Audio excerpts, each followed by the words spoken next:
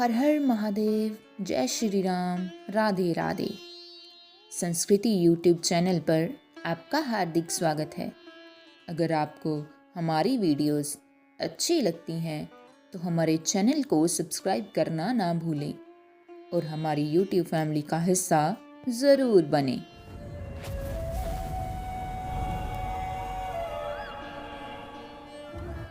बद्रीनाथ के कपाट खुलते समय श्रद्धालुओं के लिए एक बड़ा आकर्षण का केंद्र होता है। यहाँ प्रज्वलित होने वाला अखंड दीपक एक ऐसा दीपक जो कपाट बंद होने के बाद भी बिना किसी मानवीय हस्तक्षेप के लगातार 6 महीने तक प्रज्वलित होता रहता है।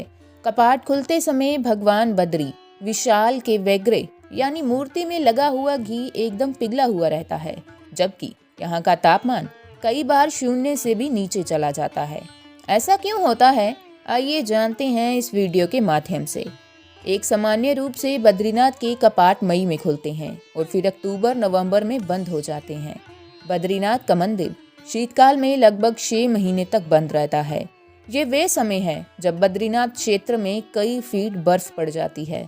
यहाँ तक कि भारी बर्फबारी से बद्रीनाथ पहुँचना भी मुश्किल हो जाता है। भगवान बद्री विशाल की पूजा हम इंसान तो करते ही हैं, साथ में ये भी माना जाता है कि कपाट बंद रहने के दौरान स्वयं देवता भी यहाँ श्री हरि की आराधना करते हैं। जब कपाट खुले रहते हैं तो बद्री विशाल की पूजा करने का अधिकार सिर्फ रावल जी को होता है। रावल जी आदि शंकराचार्य जी के वंशज हैं। रावल ही वे एकमात्र व्यक्ति हैं जिन्हें बद्री विशाल की मूर्ति को स्पर्श करने का अधिकार है और मान्यता है कि कपाट बंद रहने पर नारद जी बद्रीनाथ में पुजारी की भूमिका निभाते हैं। सर्दियों में जब बद्रीनाथ के कपाट बंद हो जाते हैं तो श्रीहरि की पूजा उनके शीतकालीन गद्दी स्थल में होती है। भगवान बद्री विशाल के प्रतीक के रूप में उद्वत जी, कुबेर जी और शंकराचार्य जी की गद्दी की पूजा की जाती है। उद्वत जी व कुबेर जी की मूर्तियां बद्रीनाथ मंदिर से लाकर पांडुकेश्वर के योग ध्यान बद्री मंदिर में और शंकराचार्य जी की गद्दी जोशीमठ के नरसे मंदिर में रखी जाती है। अगले 6 महीनों तक यहाँ उनकी विधिवत पूजा अर्चना की जाती है। भगवान बद्री विशाल के कपाट खुलने की पूरी प्रक्रिया बेहद खास है। पवार राजवंश, जिसे टिहरी राजघराना भी कहा जाता है, वहाँ के महाराज की जन्मपत्री के आधार पर तय होती है। सबसे पहले नरेंद्र नगर के राजमहल में भगवान बद्री विशाल की अभिषेक के लिए तिल का तेल निकाला जाता है।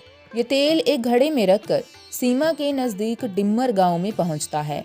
डिम्मर से ये घड़ा पहुंचता है जोशीमठ के नरसिंह मंदिर और फिर वहां से शंकराचार्य की गद्दी के साथ पांडुकेश्वर की योग ध्यान बद्री मंदिर। पांडुकेश्वर से उद्धव जी व कुबेर जी की डोलियों के साथ सब पहुंचते हैं बद्रीनाथ धाम और फिर यहाँ विधिवत रूप से कपाट खोल दिए जाते हैं। बद्रीनाथ के कपाट खुलते समय उपस्थित सभी श्रद्धालुओं के लिए आकर्षण का केंद्र होता है वहाँ हमेशा प्रज्वलित होने वाला अखंड दीपक। ये दीपक बद्रीनाथ के गर्भगृह में श्री हरि के समीप हर समय जलता रहता है। इसे देखना इसलिए भी दिलचस्प हो जाता है क्योंकि कपाट बंद होने के बाद मंदिर परिसर में किसी भी व्यक्ति को प्रवेश की अनुमति नहीं होती।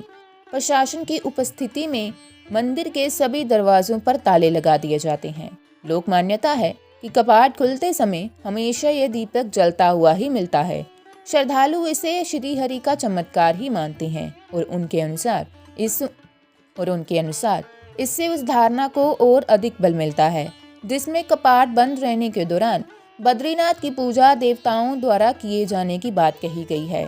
श्रद्धालु मानते हैं कि बद्रीनाथ में कभी भी पूजा बाधित नहीं होती और ये जलता हुआ दीपक इसका प्रमाण है कि सर्दियों में कपाट बंद रहने के दौरान दीपक निरंतर प्रज्वलित रहे।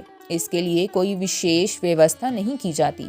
सामान्य दिनों की तरह ही कपाट बंद होते समय भी दीपक में पूरा घी भर दिया जाता है और यहाँ घी दीपक को अगले 6 महीने तक लगातार जलाए रखता है।